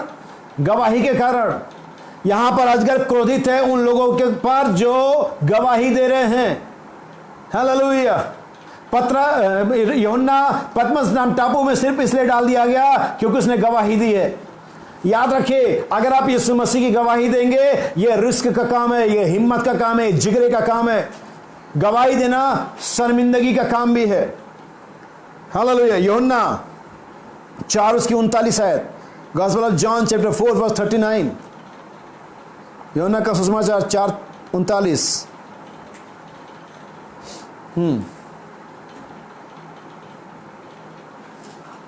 पढ़े भाई, जल्दी पढ़े, ऐसा तो मैं ही निकालूंगा। And many of the Samaritans of that city believed on him for saying of the woman which testified, He told me all that ever I did. अब यहाँ पर एक सामरी स्त्री के बारे में बात करी गई। जैसा कि मैंने बताया, गवाही देना हिम्मत का काम होता है। सभी लोग गवाही नहीं दे सकते, इसीलिए सामर्थ की जरूरत है हमें। इसीलिए यीशु ने कहा जब सामर्थ आएगा तब तुम गवाह बनोगे। और यही वजह है कि हमारी बहुत सारी बार गवाहियां गड़बड़ा गई हैं। हमने गवाहियों को गड़बड़ा दिया है क्योंकि हमने बिना सामर्थ की गवाही दी है। इसलिए हमारी गवाहियां आगे और पीछे रहती हैं, हमारी गवाहियां एक्यूरेट नहीं रहती, हमारी गवाहियां लोगों पर प्रभाव नहीं डालती हैं, क्योंकि हमने इसे बिना पवित्र आत्मा के सामर्थ के दिया है। इसलिए यहां पर बाइबल हमने प्रकाशित वाक्य 6:9 में, प्रकाशित वाक्य 12:17 में देखा, यहां पर गवाही के लिए आपको मारा जा सकता है। यहां पर गवाही के लिए शैतान, लूसीफर, आपके हस्बैंड वाइफ तो छोड़ो, आपका चर्च तो छोड़ो, आपका समाज तो छोड़ो, आपके यार दोस्त तो छोड़ो, दूसरे लोग भी क्रोधित हो सकते हैं। शैतान खुद क्रोधित है आपसे, शैतान जला हुआ है, शैतान आपसे बहुत गुस्सा है इस बात के लिए, क्योंकि आप इस युग में, जबकि सारी दुनिया के जबान पर एक ही नाम है कोरोना, फिर भी हम जीसस क्राइस्ट बोलते, हम यीशु मसीह बोलते, लेकिन शैतान बहुत गुस्सा है। फर्क क्या पड़ता है? गवाही देना बच्चों का खेल तो है नहीं। इसीलिए यीशु ने कहा जब तुम सामर्थ पाओगे तब तुम मेरे गवाह ठहरोगे। मैं आपसे फिर से कहना चाहता हूं मेरे भाई बहन, बिना पवित्र आत्मा के आप गवाही नहीं दे सकते, ना ही आप देने के लिए जाना। सो गवाही देना मौत को दावत देना है, गवाही देना लूसीफर के अगेंस्ट खड़ा होना है, गवाही देना अपने तमाम पदों को, अपने तमाम लाभ को छोड़ना है, और गवाही देना शर्मिंदगी का कारण भी है। मैं इसलिए इस स्त्री का, इस सामरी स्त्री का उल्लेख कर रहा हूं। मैंने इसलिए यूहन्ना सुसमाचार उसका 4:39 आयत पढ़ा। इस स्त्री ने क्या किया? पहले इस स्त्री की थोड़ी सी स्टोरी जान लीजिए। ये सामरी स्त्री है, ये 5 के साथ फ्लर्ट कर चुकी है, या 5 को छोड़ चुकी है, 6 के साथ फ्लर्ट कर रही है, और उसको भी छोड़ने का मन बना चुकी है। अभी यीशु आ गया है इसके पास, यीशु मसीह ने इसके जीवन की सारी कहानी बयान कर दी। वो कहानी जो इसके पड़ोसी नहीं जानते थे, वो कहानी जो इसके रिश्तेदार नहीं जानते थे, वो कहानी उसके गांव वाले नहीं जानते थे, वो कहानी जो कोई और नहीं जानता था इसके अलावा। यानी ये कितनी फ्लर्ट करने वाली लेडीज है, ये शायद कॉल गर्ल के समान है, शायद ये व्यभिचार कर रही है, कोई नहीं जानता, लेकिन यीशु सब जानता है। आप ये मत सोचना कि आप जो कर रहे हो कोई नहीं जानता। मैं ही नहीं सोचता कि यीशु मसीह नहीं जानता, हो सकता कोई और ना जानता, लेकिन यीशु मसीह जानता है। और तब यीशु आता है, और तब यीशु ने इसके सामने सब बातें बता दी, इसने क्या क्या क्या क्या कैसे कैसे किया। और तब बाइबल बताती है इसने मसीहा को पहचान लिया, क्योंकि यीशु मसीह ने इस पर सब प्रकट कर दिया। और तब एक गांव में जाती है और जाकर के लोगों को बताती है जो मसीह आने वाला था वो मुझे मिल गया है। सिंपल सी बात थी, तुम्हें कैसे मालूम? लोगों ने सवाल किया, तुम्हें कैसे मालूम वो मसीहा है? हकीकत यह है कि आप गवाही देने जाते हैं कि आप यीशु मसीह के चेले हैं, आपको यीशु मसीह ने बुलाया है, आप यीशु मसीह में जीवन पा चुके हैं, आपके पास ये और वो है, तो लोग पूछते हैं बताओ कैसे? फिर आप क्या बताते हैं? आप क्या बाइबल पढ़ के बता सकते हैं? क्या मैसेज पढ़ के सिखाएंगे उनको? आप यीशु मसीह की गवाही बाइबल पढ़ा करके नहीं दे सकते, आप यीशु मसीह की गवाही मैसेज पढ़ा करके नहीं दे सकते, आप यीशु मसीह की गवाही लोगों को समझा करके नहीं सकते। गवाही वो बताना होता है जो आपने देखा है। हालेलुया। तब सामरी स्त्री ने कहा देखो, उसने वो सब कुछ बता दिया जो मैंने किया था। लोगों ने पूछा क्या किया था? आप ये बताना क्या आसान था एक स्त्री के लिए जो 5 लोगों के साथ, 6 लोगों के साथ फ्लर्ट कर चुकी है, जो 6 लोगों की पत्नी हो चुकी है? क्या एक स्त्री के लिए दुनिया के सामने पब्लिकली ये शो करना कि मैं 6 लोगों की पत्नी हो चुकी, 6 लोगों के साथ मेरे अफेयर रहे, क्या ये आसान काम है? क्या ये इजी है?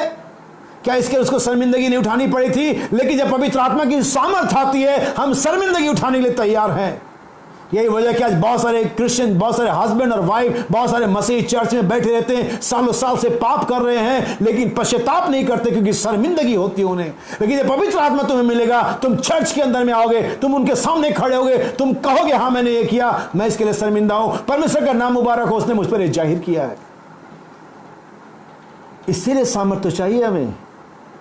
बिना सामर्थ के तुम गवाही नहीं दे सकते, क्योंकि तुम्हें शर्मिंदगी आएगी। बहुत सारे स्त्री पुरुष, बहुत सारे हस्बैंड और वाइफ, बहुत सारे बच्चे, माँ बाप, पास्टर, चर्च, कलीसिया इसलिए शर्मिंदा होते हैं और गवाही नहीं देते हैं कि यीशु मसीह उनके लिए क्या किया। रिपेंट नहीं करते हैं, क्यों? उन्हें शर्मिंदगी होती। गवाही देने के लिए आपको जान का खतरा है, लूसीफर क्रोधित होगा, शर्मिंदगी उठानी पड़ेगी, तब कहीं आप गवाह बन सकते हैं।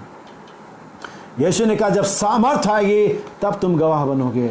आप जाइए, किसी अगर माफिया के खिलाफ को गवाही देनी हो, किसी राजनेता के खिलाफ को गवाही देनी हो, किसी बड़े आदमी के खिलाफ आपको गवाही देनी हो, और आप एक छोटे से आदमी हो, आप 10 बार सोचेंगे अगर मैंने इसके खिलाफ गवाही दे दी ये तो मुझे मार देगा। इसीलिए दुनिया के अंदर में आप देखते होंगे बहुत सारे गवाह जेल और कोर्ट तक पहुंच नहीं पाते हैं, क्योंकि उनके पीछे बहुत सारे लोग हैं। लेकिन याद रखिए, मेरी बात को ध्यान से सुनना, यीशु ने क्या कहा था। अगर यीशु मसीह ने आपको इसलिए बुलाया कि आपको एक गवाह बनाए, वो आपको सामर्थ्य देगा। इसीलिए यीशु मसीह उस गवाही को जो उसके साथ थी वो घबराया नहीं।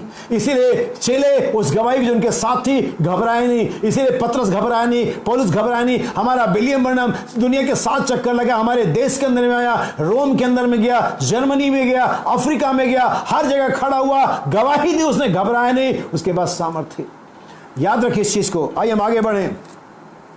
कोई व्यक्ति सिर्फ उस बात की गवाही दे सकता है जो उसने देखा है। आमीन।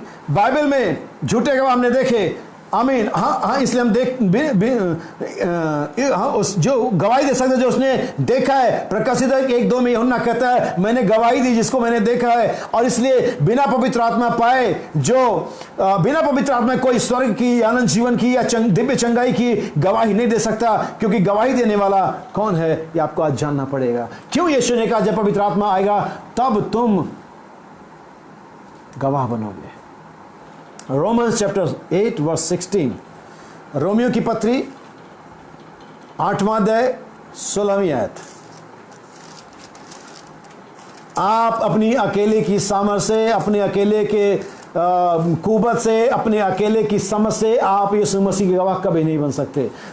इवन यीशु मसीह खुद अपनी अकेले की सामर्थ से गवाही नहीं देता था। इससे पहले कि मैं इसे पढ़ूं, मैं पढ़ूंगा यूहन्ना का सुसमाचार 5 अध्याय 31 आयत। Gospel of John chapter 5 verse 31. If I bear witness to myself, my witness is not true. There is another that beareth witness of me, and I know that the witness which he witnesses of me is true. अब देखिए यीशु मसीह ने कहा अगर मैं आप अपनी गवाही दूं तो मेरी गवाही सच्ची नहीं है, लेकिन एक और है जो मेरी गवाही देता है। इसीलिए मैंने आपको इस संदेश का नाम बताया। पहला संदेश का नाम है गवाही के लिए सामर्थ्य। लेकिन जब ये गवाही के लिए सामर्थ्य मिल जाती है तो फिर आप गवाही के लिए सामर्थ्य मिलने के बाद आप सामर्थ्य के गवाह बन जाते हैं। आप ये बताते हैं I have a power, I have a divine healing, I have a eternal life, I have a Jesus Christ. पहले आपको ये गवाही, ये सामर्थ्य मिलती कि आप बताएं यीशु मसीह के गवाह हैं, आप यीशु मसीह के फॉलोवर हैं, आप यीशु मसीह से प्रेम करते हैं। इसके लिए आपको सामर्थ्य मिलती है ताकि आप इसकी गवाही दें। और जब ये सामर्थ्य मिल जाती है तब आपके पास सामर्थ्य की गवाही होती है। सुनिए यूहन्ना का सुसमाचार 8 अध्याय और इसकी 17 आयत। यीशु ने कहा मैं अगर अपनी गवाही आप दूं तो ये सही नहीं होगा। फिर से पढ़ते हैं 5:31।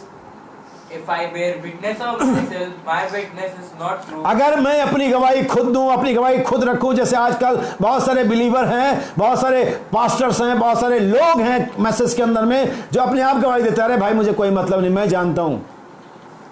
मेरे भाई और बहनें, अगर आप इसे सुन रहे हैं अपने कानों से आज इस शाम को, अपने दिमाग से इस बात को निकाल दीजिए ये कहने हुए यार मैं जानता हूं, मैं क्या हूं, मैं जानता हूं, मेरा संबंध परमेश्वर से ठीक है। आप अपनी गवाही खुद नहीं दे सकते। इवन यीशु ने कहा अगर मैं खुद अपनी गवाही दूं ये सही नहीं होगा।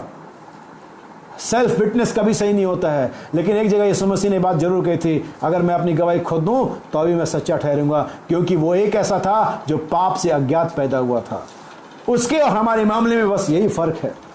सुनिए इसे। There is another that beareth witness. और यहां पर एक और है जो मेरी गवाही रखता है। अनदर, एक और है। क्या आपका एक और है? आप कहेंगे मेरा पास्टर कहता है मैं बहुत अच्छा हूं, वो नहीं काम चलेगा। आप कहते हैं मेरी वाइफ कहती है मैं बहुत अच्छा हूं। आप कहते हैं, आप वाइफ कहेगी मेरा हस्बैंड कहता है, बच्चे कहेंगे मेरे माँ बाप कहेंगे मेरे बच्चे। वो गवाही नहीं है। क्या आपके पड़ोसी, आपके लोग, आपका चर्च, आपका पास्टर चर्च के लिए, चर्च पास्टर के लिए क्या कहता है, ये गवाही मायने नहीं रखेगी। यहां पर सिर्फ मुंह देखा बातें होंगी। किसी को कोई खुश कर रहा है, किसी को कोई खुश कर रहा है, किसी को चांदी मिली है, किसी को कुछ और लालच मिली है, किसी को जान की। यीशु ने कहा मैं अपनी गवाही अगर दूं ये बात अच्छी नहीं होगी, लेकिन यहां एक और है जो मेरी गवाही देता है। फिर से पढ़ते हैं। There is another that beareth witness of me, and I know that the witness which he witness of me is true. और जो गवाही वो देता है मैं जानता हूं वो सच है। चैप्टर 8 वर्स 17 और 18। 17 और 8 यूहन्ना Gospel of John chapter 8 verse 17 और 18। और फिर हम वापस आएंगे रोमन्स 8:16 में। It is also written in your law और अब देखिए यहाँ पर व्यवस्था में क्या लिखा हुआ है, ये देखिए, ये सिर्फ नए नियम की बात नहीं, व्यवस्था की बात है। ये व्यवस्था में लिखा हुआ है that the testimony of two men is true. क्या बाइबल नहीं कहती हर एक बात एक, दो और तीन जन उसके मुंह से पक्की ठहराई जाए? कितने? 2 और 3, 1 और 2 नहीं, 2 और 3। आपकी खुद की गवाही नॉट इनफ। और अगर वो आपकी गवाही, आपके साथ कोई फिजिकल व्यक्ति है, चाहे आपका परिवार, आपके हस्बैंड वाइफ, बच्चे, चर्च समाज, पास्टर चर्च के लिए, चर्च पास्टर के लिए, वो भी काम नहीं करेगा। हम देखेंगे कि किसकी गवाही हमारे साथ होनी चाहिए। व्यवस्था में लिखा है 2 जनों की गवाही मिलकर ठीक होती है। Verse 18। I am one that अब यहां पर यीशु मसीह उन 2 गवाहों के बारे में जब बात करता है तो पहले को अपने को रखता और कहता है एक तो मैं, I am one that bear witness of myself, एक तो मैं अपनी खुद गवाही दे रहा हूं, and the Father that sent me bear witness of me. और एक मेरा पिता है जिसने मुझे भेजा, वो मुझे गवाही दे रहा है। अब यहाँ प्रेरितों के काम 1 अध्याय 8 के अंदर में यीशु ने भेज रहा है। यीशु उन्होंने कह रहा है सारे जगत में जाओ, सारी जातियों के लोगों को सुसमाचार प्रचार करो, उनको चेला बनाओ, उन्हें मेरा आज्ञा मानना सिखाओ, मैं तुम्हारे साथ रहूंगा। जब वो भेजेगा तो उनकी अपनी गवाही भी साथ रखेगा। हालेलुया। जब कोई किसी को भेजता है उसकी गवाही को साथ रखता है। जब कोई देश अपने शांति के दूत को किसी दूसरे देश में भेजता है, उस फ्लैग को लेकर के जाता है, उस व्हाइट फ्लैग को लेकर के जाता है, ये दिखाने के लिए ये गवाह है मेरा, अपना चिन्ह उसे देता है। हालेलुया। अगर आप पुराने नियम के अंदर में जाकर के देखेंगे, वहां पर वो अपने चिन्ह को भेजते थे जाके, जिससे पहचान होती थी। जब राजा अपने ऑर्डर जारी करता था, अपनी अंगूठी का छाप लगाता था उस पर। जब परमेश्वर ने भेजा, अपनी गवाही हमारे साथ रखी, अपने जी उठने का प्रमाण हमारे साथ रखा, अपनी लिविंग टेस्टिमनी, लिविंग प्रेजेंस हमारे साथ रखी। और ये लिविंग प्रेजेंस यीशु मसीह की जीवित उपस्थिति कलीसिया में यीशु मसीह की गवाही है। ना सिर्फ बातें करना यीशु के बारे में, लेकिन गवाही को रखना। और यीशु कहता है व्यवस्था में 2 जनों की गवाही ठीक होती है, एक तो मैं अपनी गवाही देता हूं और एक पिता है जिसने मुझे भेजा है, वो मेरी गवाही देता है। क्या आपकी कलीसिया चर्च, मेरे भाई बहन, क्या आपकी गवाही परमेश्वर दे रहा है? आइए रोमियो 8:16 में जाएं। The Spirit itself beareth witness with the our spirit. Spirit itself, अपने आप पवित्र आत्मा एक गवाही रखता है। हालेलुया। स्पिरिट इटसेल्फ, फिर से, The Spirit itself beareth witness with our spirit. और आत्मा, आप हमारी आत्मा के साथ गवाही देता है कि हम परमेश्वर की संतान है। क्या गवाही आज आपके पास? गवाही क्या है? हालेलुया। जो जीवन में और आप आज जी रहे हैं इस बुरे युग में, इस महामारी के युग में, जो दिन आ पहुंचा है, इसमें हमारी सिर्फ एक अच्छी गवाही अगर हुई है तो हम एक चर्च के अच्छे सदस्य हैं। बस आप जिस भी चर्च में होंगे, मैं जिस भी चर्च में होऊंगा, हमने सिर्फ इतनी गवाही दे पाई है। शायद अगर दे पाए तो अच्छी बात है कि हम एक अच्छे चर्च के मेंबर हैं। लेकिन क्या आज तक हमारी यह गवाही हुई कि हम परमेश्वर की संतान हैं? हो सकता है मेरी गवाही हो मैं एक बहुत बढ़िया पादरी हूं, हो सकता है मेरी गवाही हो ओ भाई बहुत बढ़िया प्रचारक है, हो सकता है आपकी गवाही हो आप बहुत बढ़िया हस्बैंड हैं, हो सकता है आपकी गवाही हो आप बहुत बढ़िया पत्नी हैं, लेकिन क्या आपकी ये गवाही है कि आप परमेश्वर की संतान है? जब यीशु मसीह पैदा हुआ गवाही थी वो परमेश्वर का पुत्र है। जब यीशु मसीह पैदा हुआ गवाही थी वो उद्धार करता है। जब यीशु मसीह अपने जीवन काल में चला और फिरा तब गवाही थी ये सच में एक पवित्र व्यक्ति है। जब यीशु मसीह कलवरी पर मरा तब भी गवाही हुई सचमुच ये परमेश्वर का पुत्र था। उसकी कभी भी गवाही एक अच्छे पुत्र के रूप में नहीं हुई।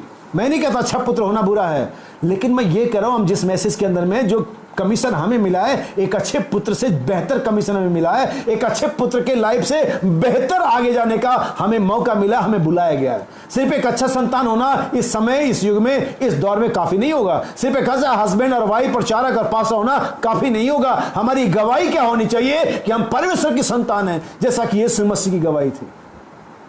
आत्मा, आप हमारी आत्मा के साथ गवाही देता है कि हम परमेश्वर की संतान। इसलिए यीशु का जब सामर्थ्य आएगी, जब पवित्र आत्मा तुम में मिलेगा तब तुम सामर्थ्य पाओगे और तब तुम मेरे गवाह बनोगे। पवित्र आत्मा के बिना आपकी गवाही अधूरी और बेकार है। आइए वापस चलें 1 जॉन चैप्टर 5 वर्स 7 से पढ़ेंगे। 1 जॉन चैप्टर 5 वर्स 7 से आगे तक पढ़ेंगे। For there are 3 that bear record in heaven, the Father, the Word, and the Holy Ghost, and these 3 are one. And there are 3 that bear witness in earth. और यहाँ पर 3 है जो गवाही पृथ्वी पर रखते हैं। हम कहाँ पर हैं? पृथ्वी पर हैं। इसलिए हमें गवाही देनी है इस जगत में।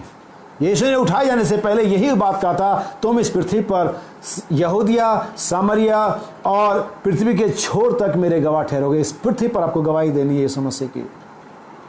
और यहाँ पृथ्वी पर 3 है जो गवाही देते हैं। And there are 3 that bear witness in earth, the spirit and the water and the blood, and these 3 agree in one. और ये तीनों एक बात पर सहमत हैं। If we receive the witness of man, the witness of God is greater, for this is the witness of God which he had testified of his Son. He that believe on Son of God had witness in himself. आइए हम इसके 6ठी आयत को पढ़ें। 7वीं आयत मैं चाहता हूँ भाई खुशहाल आप इसे 6ठी आयत से पढ़ें। पहला यूहन्ना 5 अध्याय।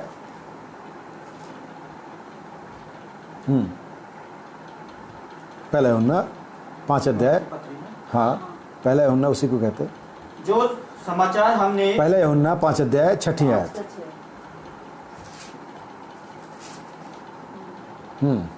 पढ़िए। यही है वह जो पानी और लहू के द्वारा आया था, अर्थात यीशु मसीह वह न केवल पानी के द्वारा वरन पानी और लहू दोनों के द्वारा आया था। हाँ, और जो गवाही देता है वह आत्मा है। और जो गवाही देता है वो कौन है?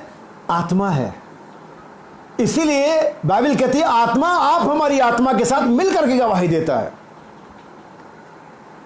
आत्मा आप हमारी आत्मा के साथ मिलकर के। अब इस बात को आप कैसे समझेंगे? एक एग्जांपल, एक घटना की तरह मैं आपको समझाता हूं इस बात को। मिकाया नबी, हो सकता है बहुत सारे लोग इस स्टोरी को ना जानते, इसीलिए मैं आपको कहता हूं बाइबल को जरूर पढ़ा करें। और जब संदेश सुने चर्च में, अपने जहां भी सुनते हैं ध्यान से सुने, बाइबल की स्टोरी को लर्न करें। मैंने तो यीशु मसीह पढ़ा लिखा था नहीं, हालांकि लिखा नहीं कि कहीं पढ़ा लिखा था, और लेकिन तभी बाइबल की आयतों को कोट करता था। हो सकता है कि आपको ये बात अजीब लगे, लेकिन मैं आपको बताता हूं कि सिर्फ वह शायद इसलिए बाइबल की आयतों को एग्जैक्टली जानता था क्योंकि वो 12 साल की उम्र तक परमेश्वर के भवन में पाया जाता था और परमेश्वर के मंदिर में जाता था और उन लोगों को बाइबल पढ़ते हुए सुनता था जो वहां पर स्क्रॉल को पढ़ते थे। और इसीलिए इन सारे 30 सालों में वो सुन करके बाइबल को रट चुका था। आपको अगर पढ़ना नहीं आता तो भी आप बाइबल को रट सकते हैं, अगर आप चर्च जाते हैं और बाइबल सुनते हैं और उसे याद रखते हैं। यहां मुसीबत है कि हम जो बाइबल पढ़ सकते हैं, हमने ही बाइबल नहीं पढ़ी है। लेकिन यीशु मसीह बिना पढ़े ही बाइबल जाता था, क्योंकि हर संडे या हर सैटरडे सिनेगॉग में जाता था, बाइबल पढ़ी जाती थी वहां पर हर सैटरडे, और वो बाइबल को सुन करके पूरी बाइबल याद कर चुका था। मैं चाहता हूं, अब मैं इस वाक्य को लाता हूं। अहाब के दिनों में जब अहाब और योसापात मिलकर के रामोत की गिलाद पे चढ़ाई कर रहे थे, तो इससे पहले वहां पर जाते उन्होंने एक परमेश्वर के जन होने के नाते, इजरायली होने के नाते ये चाहा कि परमेश्वर की मर्जी पता की जाए, क्या परमेश्वर की मर्जी है और नहीं है। और तब उन्होंने 450 नबियों को बुलाया जो बाल देवता की उपासना करते थे, यहोवा के नाम में झूठी भविष्यवाणी करते थे। और तब ये 450 एक ही बात कह रहे थे। और तब योसापात ने कहा, क्या कोई यहाँ पर एक और है? आप कहता, हाँ यहाँ पर एक और है जो हमारे चर्च का नहीं है, जो हमारी डॉक्ट्रिन नहीं मानता, जो हमें हमेशा गलत कहता है। योसापात एक रियल जेन्युइन ज्यूस यहूदी कहता है, उसे बुला लिया जाए। आज आप जानते हैं इस मैसेज के अंदर में बहुत सारे लोग उन लोगों से बातचीत नहीं करते, उनको बुलाते नहीं है जो उनके समझ के, उनके डॉक्ट्रिन के नहीं हैं। अगर वे परमेश्वर के लोग हैं, वे हमारे साथ होने चाहिए। याद रखिए इस चीज को। और ये बात सिर्फ मुझ पर ही नहीं, अगर आप मुझे सिखाते हैं तो मैं चाहता हूं कि आप ये दूसरों को भी सिखाएं जो शायद आपसे बहुत सीनियर और बहुत अच्छे हों, उनको भी ये बात सिखाई जाए। और मैं इस बात को सीखता हूं और मैं इस बात से सहमत हूं। मैंने इस बात को अपने लाइफ में, जीवन में करके दिखाया है।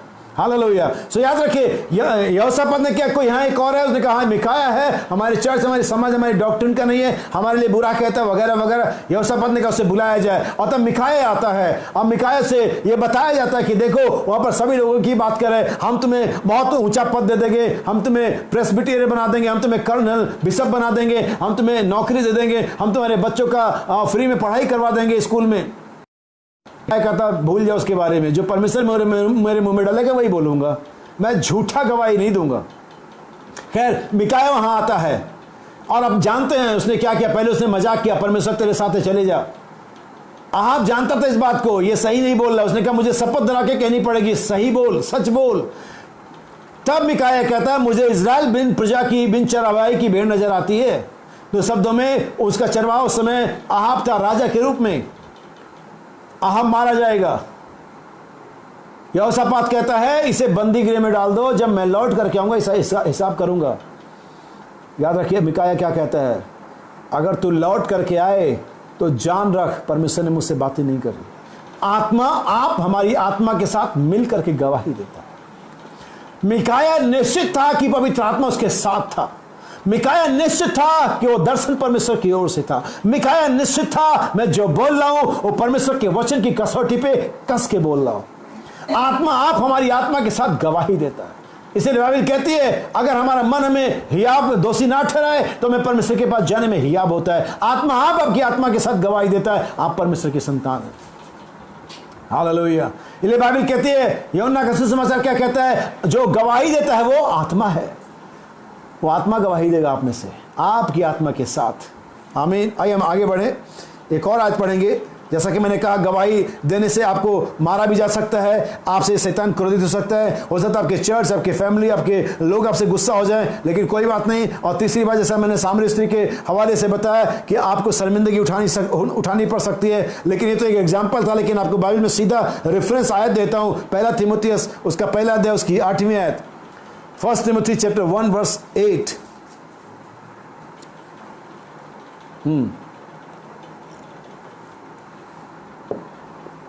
पहला तिमोथी पहला अध्याय 8वीं आयत। But we know that the law is good if a man use it lawfully. Knowing this, that the law is not made for righteous men, but for the lawless and disobedient, for the ungodly and for sinners, for unholy and profane, for murderers of fathers and murderer of mothers, for manslayer. नहीं, sorry, दूसरा तिमोथियस है, मुझे माफ करें, ये दूसरा तिमोथियस है, 2 Timothy chapter 1 verse 8।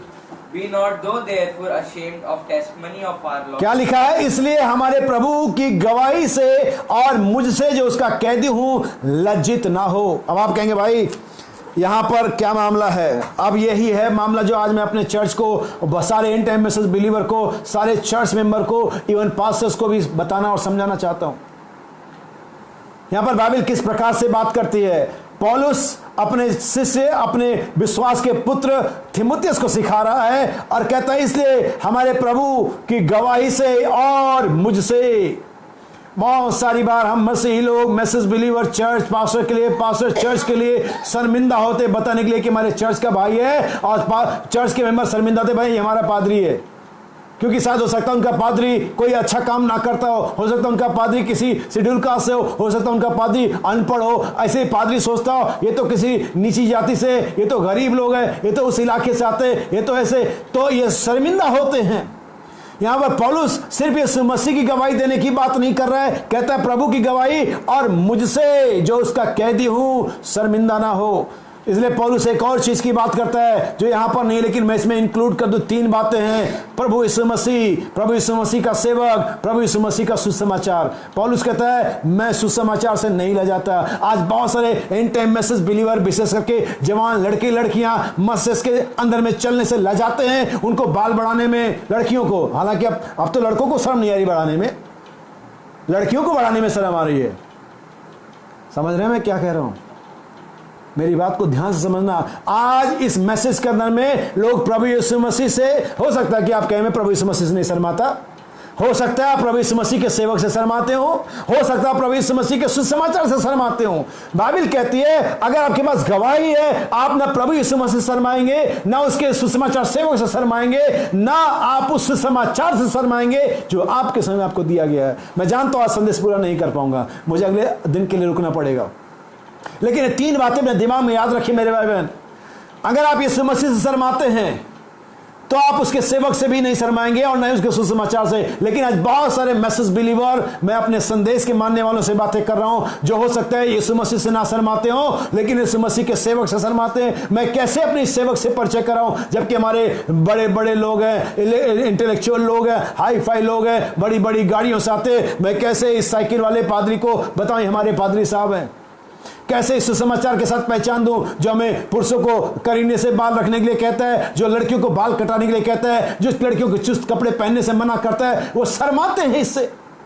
लेकिन पौलुस कहता है मैं सुसमाचार से नहीं रह जाता, और थिमुथियुस को वह हिदायत देता है मेरे बच्चे, ना तो प्रभु यीशु मसीह की गवाही से शर्माना और ना मुझ पौलुस से जो उसका कैदी हूं।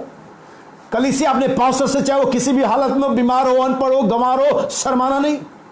और ना ही पास्टर अपनी कलीसिया के लोगों से, गरीब लोगों से, और हो सकता हो किसी नीची जाति से आते हो सकता है उनके पास पैसा ना हो और पादरी शर्माते हो। मैं ऐसे पास्टर से कहना चाहता हूं, शर्मानी चाहिए आपको। आमीन। यहां बाइबल है, हम बाइबल को पढ़ रहे हैं, हम बाइबल को प्रचार कर रहे हैं, हम यीशु मसीह के गवाह हैं। और यीशु मसीह कौन है? परमेश्वर का वचन है जो कल और आज और सर्वदा एक सा है। तीमुथियुस से कहता है पौलुस, मेरे बच्चे मेरी कैद से, अगर मैं कैद में हूं शर्माना नहीं, अगर मैं बंदीगृह में शर्माना नहीं, मैं मुझसे और यीशु मसीह की गवाही से शर्माना नहीं। लेकिन बहुत सारे लोग सुसमाचार से शर्माते। क्यों शर्माते? उनके पास सामर्थ्य नहीं है, क्योंकि गवाही के लिए आपको सामर्थ्य की जरूरत है।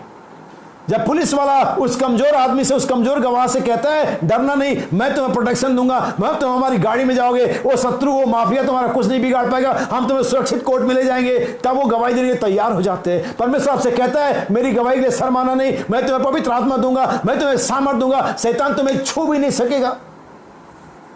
आज दुनिया कोरोना वायरस के बारे में बात करिए, लेकिन हम बिलीवर लोग उल्टे ही लोग हैं, हम गवाही के बारे में बात करें। यही तो समय गवाही देने का है, क्योंकि गवाही देने के लिए ये सही समय है, पर्याप्त समय है। बाइबल कहती है वो शत्रु के सामने मेज बिछाता है।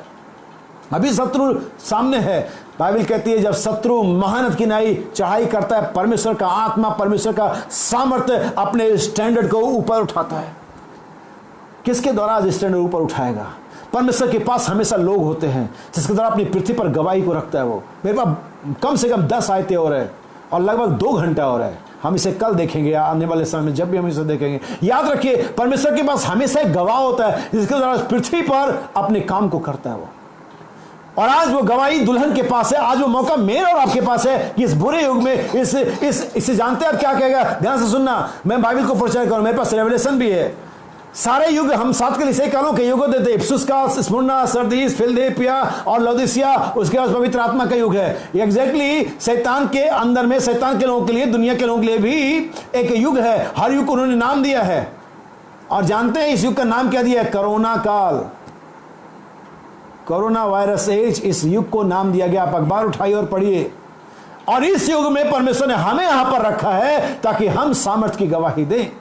अभी हमारे पास सामर्थ गवाही के लिए सामर्थ होगी, लेकिन जब आपके पास गवाही के लिए सामर्थ आ जाएगी, ठीक यही गवाही की सामर्थ की गवाही में परिवर्तित हो जाएगी।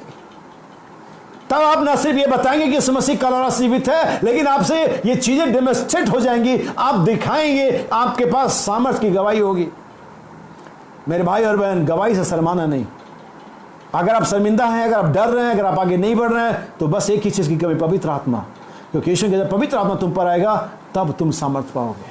याद रखिए, मैं कल के लिए से छोड़ रहा हूं, हम बहुत सारी बातें देखेंगे। परमेश्वर सभी को आशीष दे और मेरे लिए जरूर प्रार्थना करें। यह संदेश अभी आधा बाकी है, मेरे लिए प्रार्थना करें ताकि हम कल इस पर फिर से विचार विमर्श कर सके। प्रभु आप सभी को आशीष दे। इस मीटिंग के बाद अपने घरों में प्रार्थना करें, अपने परिवार के लिए, अपने चर्च के लिए, मेरे लिए प्रार्थना करें। और मैं कहता हूं, परमेश्वर से प्रार्थना करें इस दुनिया को इस वायरस से मुक्त कर करके फिर से एक बार इस दुनिया को और चुने हुए लोगों को और उन सभी लोगों को जिनका नाम किताब में है, उनको एक मन फिराव का अवसर दे। इसलिए परमेश्वर इस वायरस को थोड़ी देर के लिए हटाए, क्योंकि हम जानते हैं विपत्तियां आनी है, एक पर एक आनी है, लेकिन हम प्रार्थना करेंगे कि थोड़ी देर के रुके ताकि लोगों को मन फिराने का अवसर मिल सके। प्रभु आप सभी को आशीष दे। God bless you.